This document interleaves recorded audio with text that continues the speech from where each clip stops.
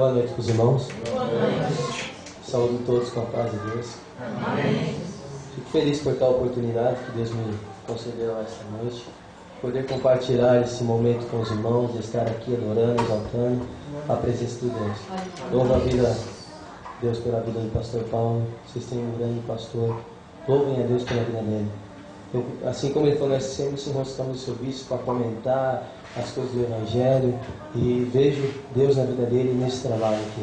A partir do momento que eu sentei aqui, não falo isso por hipocrisia, pastor, mas Deus me sentiu uma presença tão forte de Deus naquele banco que eu tremia, estava tremendo e chorando. Quem não viu ali não é hipocrisia. Deus está verdadeiramente nesse trabalho, pastor. Deus continue te abençoando.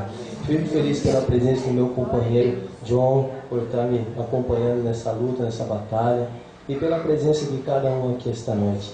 Gostaria que os irmãos abrissem nas carta ao Coríntios, primeira carta aos Coríntios, no capítulo 13, que fala sobre amor. É incrível porque eu não tive, como eu posso dizer, entre em contato com o pastor a respeito de amor. Ele tem pregado isso daqui, ele disse que vai pregar por esses dias. E o culto, desde o começo do culto, Deus vem confirmando, pastor, essa mensagem que eu vou pregar essa noite. Deus vem confirmando através do que o Senhor ministrou aqui nesse momento, através dos louvores. E eu aprendi que sempre quando temos uma mensagem a pregar, ela sempre será confirmada através de um cântico, através de um louvor. Meus irmãos, esqueci de comentar que o Fábio também trabalha conosco, para feliz você estar aqui, meu Deus. Sem mais delongas, queria que os irmãos então pudessem me acompanhar na leitura. Diz assim: ainda que eu falasse na língua dos homens e dos anjos, e não tivesse amor, seria como um metal que soa, ou como um sino que tine. Ainda que eu não tivesse o dom de profecia, e conhecesse todos os mistérios, e toda a ciência, e ainda que eu não tivesse toda a fé, de maneira tal que transportasse os montes, e não tivesse amor, nada seria. E ainda que distribuísse toda a minha fortuna para o sustento dos pobres, e ainda que entregasse o meu corpo para ser queimado, e não tivesse amor, nada disso me aproveitaria. O amor, ele é paciente, ele é benigno. O amor não inveja, não se vangloria, não se ensoberbece, não se porta convenientemente, não busca os seus próprios interesses, não se irrita, não suspeita o mal. O amor não se alegra com a injustiça, mas se regozija com a verdade. Tudo sofre, tudo crê, tudo espera, tudo suporta. O amor nunca falha. Aleluia. Curvem as vossas cabeças, vamos fazer uma oração, que os irmãos me apresentem a Deus, para que Deus me use de uma maneira gloriosa nesta noite, para ministrar a palavra. Senhor, eu te louvo pela tua oportunidade, qual tu me concedes de estar aqui. Senhor, eu vim aqui com um propósito que tu colocou em meu coração, e ministrar a tua mensagem. Ó Pai amado, tu me deu uma mensagem, que o Senhor possa me usar através do teu Espírito para transmitir, meu Pai, toda a glória que há nesta mensagem para a tua igreja, para o teu povo. Deus, que o Senhor possa me usar de uma maneira clara e concisa para que este povo possa compreender tudo aquilo que o Senhor tem me dado a entregar a eles. Senhor, em nome de Jesus eu te peço, abra a mente dos teus filhos, o coração, para que eles recebam essa mensagem. Meu Senhor, que o Senhor tire todo empecilho, que o Senhor tire tudo que vier, meu Pai, tire a nossa atenção nesta noite, para que estejamos ligados na mensagem, para que estejamos ligados contigo. Fala conosco, Senhor, fica conosco, hoje e sempre. Amém. Baseado nesse versículo, Deus me deu uma mensagem. E essa mensagem eu a titulei como a difícil doutrina do amor de Deus. Por que difícil? No decorrer dessa mensagem aprenderemos que não é fácil seguir o amor verdadeiro, o amor ágape. E eu estive estudando acerca do amor e descobri que o amor ele tem três tipos de amor. Um deles é o amor eros, que em grego é eros, que significa o amor de um homem para uma mulher, o amor sexual, o amor que nós temos atração de um homem para a mulher, assim como o esposo tem pela mulher. E outro tipo do amor é o amor filos. O amor filos é o amor entre um pai e um filho, ou de um filho para pai. Então esses dois tipos de amor, o amor eros eros, e o amor filos, são um amor que é concedido por nós pela nossa natureza humana. Nós nascemos assim. Mas o terceiro tipo do amor, que é o amor ágape, esse não é concedido quando nascemos. Esse amor só nasce através do Espírito Santo do Senhor, do qual são aqueles que o servem a Deus. E para que nós possamos compreender um pouco mais sobre o amor ágape, que é o amor de Deus, é o amor que está registrado em João 3,16, que Deus amou o mundo de tal maneira que entregou seu Filho unigênito. Esse amor é o amor ágape. E é o que Paulo descreve aqui em Coríntios 13. Esse amor que Paulo descreve em Coríntios 13 não é o amor eros, não é o amor filos, é o amor ágape. É o amor que Deus concede a nós. É o amor que Deus tem. Se Deus não tivesse esse amor, meu querido, nós não seríamos nada, nós nem estaríamos aqui. Mas Deus tem um amor. E é por isso que pecamos, é por isso que caímos e se arrependemos, e Deus está lá nos perdoando, nos ajudando. E Deus tem amor por aqueles que estão no mundo. Deus não destrói aqueles que estão no mundo. Deus não tem amor só por nós que estamos aqui. Deus tem um amor pleno em toda essa terra, por todos. E para que possamos compreender, eu quero que vocês viajem comigo na história do Getsemane. Vamos colocar os nossos pés lá no Novo Testamento, no momento do Getsemane, para que nós possamos compreender o que é o amor ágape. Eu estive estudando e não encontrei história verídica nesse mundo como a do Getsemane, uma história que expressasse um amor como foi expressado através da vida de Jesus no Getsemane. Não existe nessa terra um amor como que foi expressado no Getsemane. O amor ao qual Jesus Cristo foi capaz de sofrer por nós. Eu quero que vocês entrem comigo nessa história, para que possamos compreender que Jesus se sacrificou por nós. Vejamos que Jesus, ele estava em toda a tua glória, no esplendor dos céus. E ele se desfez de tudo que ele tinha por amor. Vejamos em Filipenses, capítulo 2, versículos 6 a 8, que diz assim: que sendo em forma de Deus, não teve por usurpação ser igual a Deus, mas a si mesmo esvaziou, tomando a forma de servo, fazendo-se semelhante aos homens. E achando na forma de homem, humilhou-se a si mesmo, sendo obediente até a morte, e a morte de cruz. Jesus deixou todo o esplendor da glória dele para descer a esta terra como um homem, para sofrer como um homem, para morrer na cruz como um homem. Deixou tudo que tinha por causa de você, por causa de mim, por causa de todos nós. Esse amor que motivou Jesus Cristo é o amor ágape, o que motivou ele a fazer isso.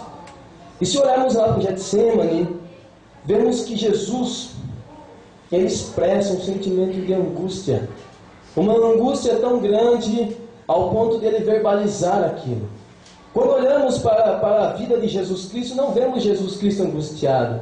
Às vezes vemos Jesus Cristo irado, destruindo as barracas no templo. Mas vemos Jesus Cristo amoroso, se compadecendo dos pobres, dos enfermos. Mas nesse momento vemos Jesus Cristo angustiado, expressando a sua angústia para aqueles discípulos que estavam com ele.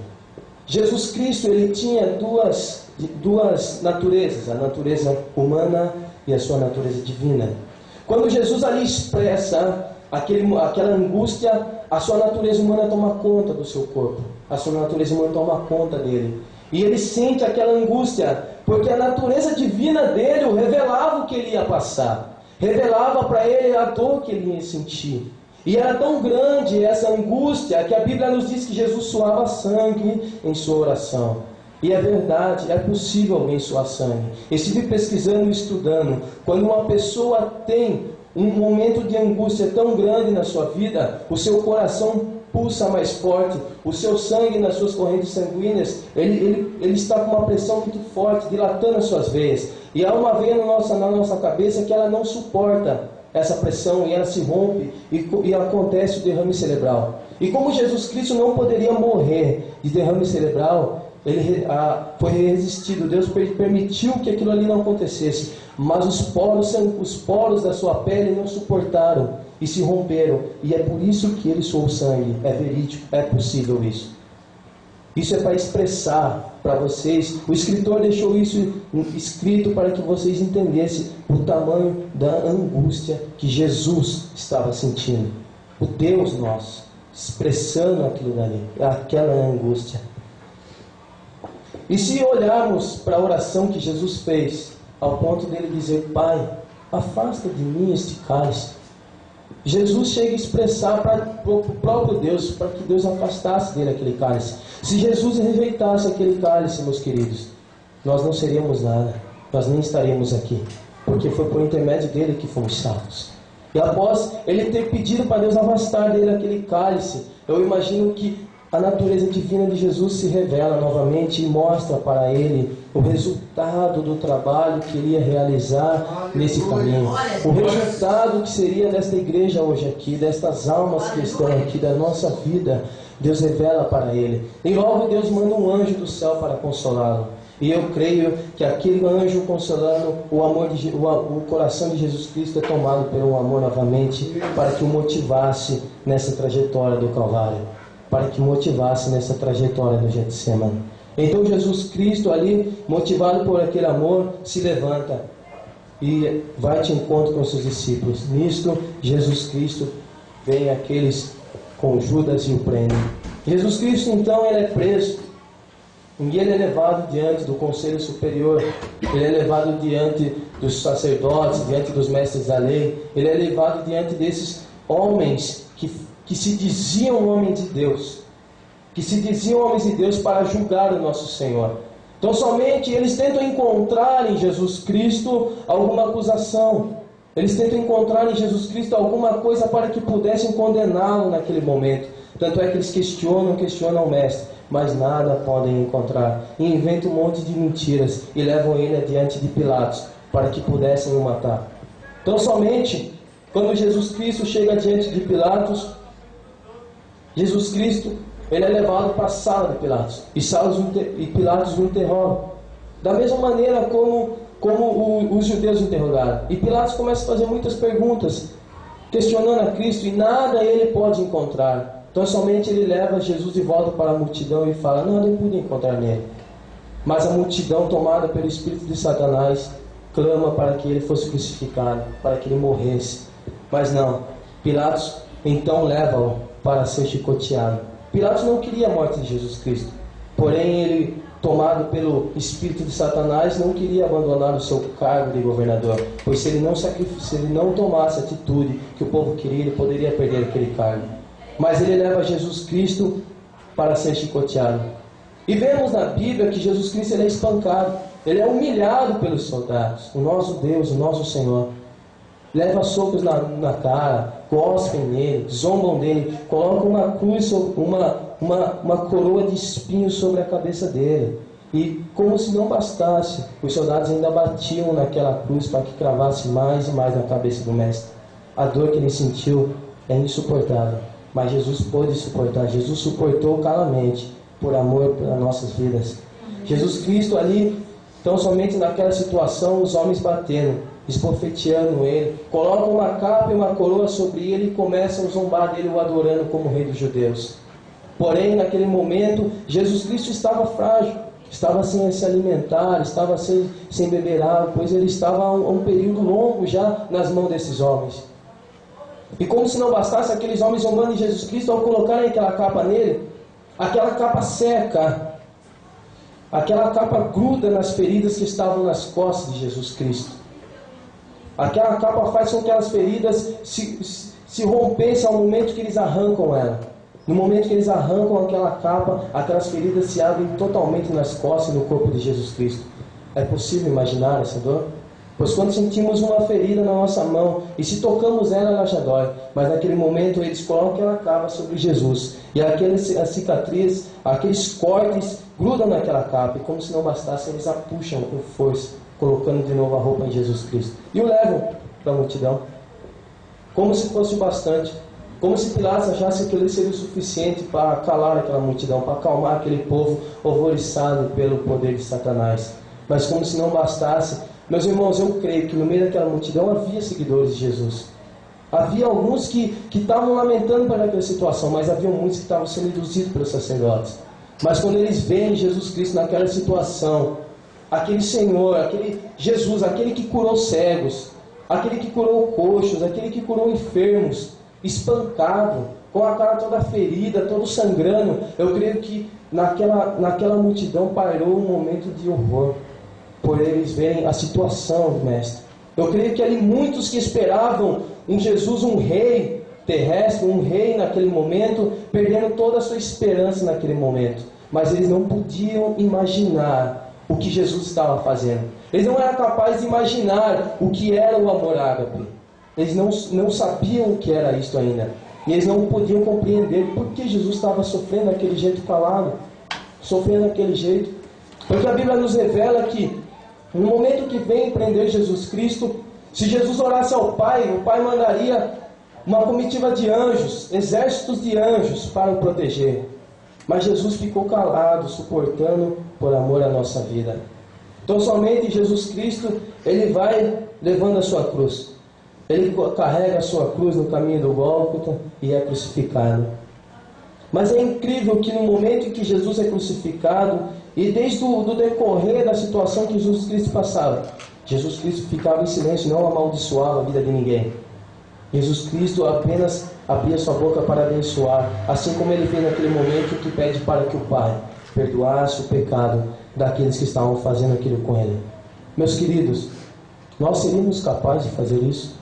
De perdoar alguém que está nos rasgando, que está tentando nos matar? Seríamos capazes de perdoar alguém? Jesus Cristo foi capaz, porque Ele tem o amor ágape, porque Ele é o amor ágape. E Ele foi capaz de pedir ao Pai que perdoassem aqueles. Ele poderia muito bem pedir para que Deus matasse todos ou acabasse com a vida de todos, mas não, porque Ele sabia que muitos dos que estavam castigando Ele ali se converteriam futuramente. E Jesus Cristo teve essa esperança através do amor. E agora eu quero que os irmãos reflitam comigo em Romanos 13:8, que diz assim: a ninguém devais coisa alguma, a não ser o amor com que vos amei, uns aos outros, pois quem ama o próximo, cumpre a lei.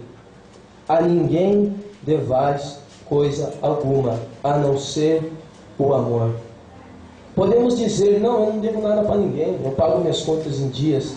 Mas se você tem uma conta que você não paga, eu creio que muitas das vezes nós ficamos angustiados, dependendo da situação daquela conta, nem conseguimos dormir, ficamos preocupados em ter que pagar aquilo dali. Até mesmo sacrificamos no nosso trabalho, fazendo hora extra, fazendo isso e aquilo para tentar lucrar um pouco mais para pagar nossas despesas. Mas nós devemos sim o amor para todos, para esse que está ao teu lado, para aqueles que estão lá fora. Nós devemos o amor para eles. Mas não é somente chegar para ele e falar, meu querido, eu te amo. Não. Nós devemos fazer isso em obras. Mostrar isso nas nossas obras. Mostrar para eles que os amamos com as nossas atitudes, com as nossas obras. É fácil nós amar aqueles que nos amam, a Bíblia nos diz. Mas é difícil amar aqueles que não nos amam. Esse é difícil. Como é difícil. Mas, meus irmãos, eu não quero trazer aqui para vocês uma mensagem para castigar vocês. Eu quero dizer para vocês que Deus, Ele exige de nós esse amor. Ele exige como uma lei isso de nós, amar o próximo como a nós mesmos. Ele exige. Mas Ele não exige simplesmente e diz para você, olha, ame aquele lá e ame ele, se sacrifique por ele e morra por ele. Deus não chega e diz somente isso, não. Deus deixou um preparo para nós para isso. Porque quando Jesus Cristo morreu na cruz, ali, Ele deixou para nós o amor ágape, através do Espírito Santo de Deus. Quando o Espírito Santo cai sobre a vida dos discípulos, nós podemos contemplar uma mudança sobre a vida deles. E qual mudança que foi essa? O amor. O amor que os motivou a fazer tudo o que eles faziam. O amor que os motivou a vender tudo que eles tinham para poder repartir aos pobres. O amor que os motivou a fazer esta obra que hoje produz frutos para nós. É o amor. Sem o amor, meus queridos, nós não somos nada. E é evidente que esse amor para o mundo é loucura. Se chegarmos para um inimigo nosso e dizer, oh meu querido, eu te amo, por mais que você me xingou, eu te amo. Essa pessoa, dependendo dessa pessoa que nós dizer isso, essa pessoa pode nos chamar de louco. Ou ela reconhecerá, ou ela nos chamará de louco.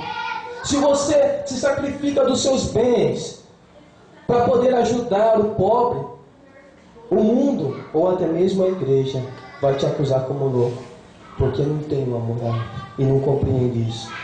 Meus irmãos, quando eu estive preparando esta mensagem, Deus falava muito forte comigo. E quando eu vim, Paulo me chamou para vir pregar aqui, eu fiz o de costume, pedi para Deus uma mensagem para eu pregar. E Deus não falava nada para mim a não ser amor. Amor, amor, amor, amor. Porque, meus queridos, nós temos que ter uma sensibilidade para ouvir e ver Deus falar conosco. E eu via Deus falar comigo em tudo que eu imaginava, que eu via. No meu dia a dia, Deus sempre usava alguma coisa para falar comigo. Amor, pregue amor, pregue amor, pregue amor. E eu, preparando essa mensagem, e Jesus falando comigo isso, eu comecei a olhar de uma maneira diferente para as coisas, porque a palavra de Deus é a verdade que nos liberta. Ela abre nossos olhos para o mundo. E quando eu comecei a compreender um pouco mais desse amor, eu vi o quanto isso está escasso na igreja. Eu não posso dizer aqui, pastor Paulo, porque eu não convivo aqui. Mas Deus sabe. Na minha igreja, nas outras igrejas, eu posso dizer que não é todos que têm um amor ágape, mas são poucos os que têm. Muito poucos. Meus queridos, não é nada fora da Bíblia que eu estou pregando. É o real. Eu pago o preço para pregar isso daqui, mas eu prego a verdade do Senhor. Porque por muitas das vezes, quando formos pregar a palavra do Senhor, as pessoas querem uma mensagem que massageie o ego, uma mensagem que fale o que nós queremos ouvir, uma mensagem que fale aquilo lá que eu quero ouvir. Mas quando Deus fala o que nós não queremos ouvir, nós devemos ser humildes e absorver aquilo para a nossa edificação. Pois a palavra de Deus é para a nossa edificação. É para a edificação da igreja. E não para edificar o nosso ego. Meus queridos, é dura a palavra. É dura. Mas é necessário. É um mandamento muito importante para alcançarmos o céu. O amor. E quando eu estive estudando aqui, Deus me levou a Romanos 5. Capítulo 5, versículo 5. Diz assim: ora, a esperança não traz confusão, porque o amor de Deus está derramado em nossos corações, pelo Espírito Santo que nos foi dado. O mundo não tem esse amor. Não adianta olharmos para a ONU e vermos a ONU fazer estas obras para enganar o povo. Apenas uma maquiagem para esses governos. Não adianta olharmos para essas pessoas que fazem caridade, se eles não tiverem um amor ágape, esse amor que Deus nos deixou através do Espírito Santo, de nada adianta esta obra. Porque se olharmos aqui para o versículo 1 do capítulo 13 aos Coríntios, ele diz assim: ainda que eu falasse a língua dos homens ou de anjos, e não tivesse amor, seria como um metal que soa ou como um sino que tine. Se você não tiver amor nas suas obras, se você não tiver amor nas suas pregações, se você não tiver amor nas suas orações, é como uma lata que bate para o Senhor. Você já se perguntou se Deus ouve a sua oração? Deus ouve a sua oração se você buscar de todo o coração, se você buscá-lo com amor. Não adianta nada orarmos simplesmente porque tem que orar. Deus não vai ouvir. Deus vai ouvir um monte de lata batendo. Mas se você orar com amor, Deus vai ouvir a tua oração. Por isso que muitas das vezes vemos pessoas que oram e não recebem bênçãos, que oram: Deus, eu preciso disso, eu preciso daquilo. Porque Deus sabe que aquilo lá não é o amor que está no coração dele, mas é o ego dele que está pedindo, não é o amor. Mas se você pedir com amor, eu creio que Deus concederá. Porque a palavra de Deus diz: tudo que me pedires, crendo, recebereis. Mas esquecemos quando Deus fala para buscar de todo o coração. Se você quer receber a bênção, busque-a com amor e Deus a concederá. Porque se buscarmos simplesmente por ego, por luxúria, por prazer, meu querido, eu posso dizer a verdade, Deus não vai conceder. Mas por amor, Deus concederá. E se olharmos acerca das nossas preocupações que nós temos, as preocupações nossas em fazer a obra do Senhor, as nossas preocupações a respeito dos dons espirituais. E é incrível, pastor. Eu estava comentando esses dias. E Deus é maravilhoso. Deus nos revela as coisas grandiosas. E nesse versículo 13, estive analisando. Coríntios estava tão empolgado em dons espirituais. Eles estavam tão empolgados em falar em línguas, em profetizar, em ter dons de sonhos. E Paulo chega para eles e traz uma palavra: maior do que tudo isso é o amor. Eu creio que eles ficaram com interrogação na cabeça, alguns, mas alguns receberam. E disseram: não, então me dá o amor. Deus, eu quero o amor. Pois eu creio, meu querido, que se você tiver amor, todos esses dons virá para você facilmente. Isso virá naturalmente na tua vida. É incrível. Paulo, inspirado pelo Espírito de Deus, escreveu estas palavras. E não é em vão. Coríntios estava empolgado com os dons. Eu não digo que os dons são inúteis, são muito úteis. E é necessário para a igreja estar escasso na igreja. Está muito escasso os dons. Mas devemos principalmente obter e ter e realizar nas nossas vidas o amor. Meus queridos, nós temos o Espírito Santo, mas nem todos têm esse amor ágape. É fácil de nós buscarmos esse amor ágape. Basta buscarmos ao Senhor, basta lermos a palavra do Senhor e praticarmos isso na nossa vida. Eu creio, meu querido, que o amor é uma porta para o céu. É uma grande porta para o céu, é o amor. É um mandamento muito importante. É o mandamento mais importante da Bíblia. Amar a Deus e amar ao próximo. Meus queridos, se nós tivermos amor, facilmente alcançaremos o céu. Mas não é facilmente ter o amor na nossa vida e aplicá-lo. Nós pagamos um preço muito alto por isso. Mas é o preço que nós pagamos, que nós seremos recompensados na glória com os galardões. Não é fácil pregarmos e vivermos o amor. Não é fácil. Eu sou prova e testemunha disso. Eu passo prova por causa dessa mensagem. Passo prova. E sou provado por causa disso. Porque quando conhecemos a verdade, meu querido, não adianta você fugir. Não adianta vocês quererem fugir a partir de que vocês conhecem a verdade. Porque ela virá à tona na tua vida para te provar. Para ver se você está aplicando isso na tua vida. E tenha, meu querido, visão espiritual acerca do que irá acontecer ao teu redor a partir desses dias. Porque essa mensagem não está sendo jogada no meio de espinhos, mas uma terra fértil nos seus corações. E Deus provará a vocês acerca desta mensagem que estou ministrando. Tenham força. Deus os concederá forças. Deus os concederá alegria. Porque, meu querido, é incrível. Jesus Cristo não sofreu, não passou em Getsemane triste. Por isso que não o vemos chorando no momento que ele carregava aquela cruz. Porque ele sabia que o amor é algo que nós sentimos tão grande, que ele mesmo nos conforta. O amor nos conforta. Então somente, meu querido, essa mensagem que eu estou vos pregando, que vocês possam aplicar em suas vidas, porque a verdade vem até vocês. Eu creio que o pastor Paulo já deve ter ministrado alguma coisa dessa, mas às vezes alguém que não ouviu. Não é em vão que eu estou pregando isso. Ou já ouviram e esqueceram, como diz a Bíblia, esqueceram o primeiro amor. Talvez já nem primeiro amor é mais. Talvez às vezes o terceiro, o quarto, o quinto. Mas Deus sempre vai nos renovar a partir do momento que nós queremos. Pastor, posso fazer uma oração para a igreja? Meus queridos, eu não prego 1 hora, 2 horas, ainda sou novo, estou aprendendo a pregar. Mas Deus me usa nessa simplicidade. E eu creio que a palavra de Deus foi pregada. Então somente que vocês, nesse momento, curvem as suas cabeças e vamos orar ao Senhor, pedir para que o Senhor nos capacite para aplicar esse amor em nossas vidas. Jesus Cristo, eu te louvo pela tua compaixão e bondade e misericórdia para com esta igreja e para com a minha vida. Porque o Senhor trouxe a esta igreja uma mensagem, Senhor, que é muito importante para os nossos dias. Senhor, eu vos peço, em nome de Jesus Cristo, ó Deus, capacita esses teus filhos, para que apliquem, ó Deus, esse amor na vida deles. Pai, não é fácil esta doutrina que o Senhor pede, para que nós apliquemos, mas enche-nos do teu Espírito Santo e capacita-nos, para que, meu Pai, venhamos ser semelhantes a Ti nesta terra, para que venhamos ser miniaturas de Ti nesta terra, aplicando este amor que o Senhor nos concede.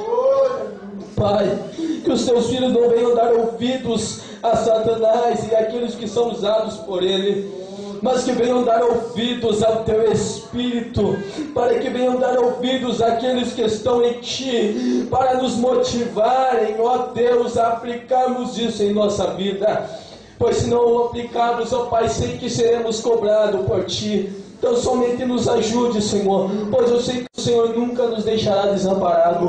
Pai, seja conosco hoje e eternamente. É o que eu vos peço, em o nome de Jesus. Amém. Pastor, Glória a Deus. eu agradeço aos irmãos pela atenção, pela compreensão. Desculpe se a minha simplicidade escandalizou alguém, mas eu ainda estou usando, aprendendo a ser usado pelo Senhor. Cada dia Deus vem me lapidando devagarzinho, devagarzinho. Como diz a palavra do Senhor, de glória em glória estamos transformados. Amém? Deus abençoe a vida de cada um. Amém?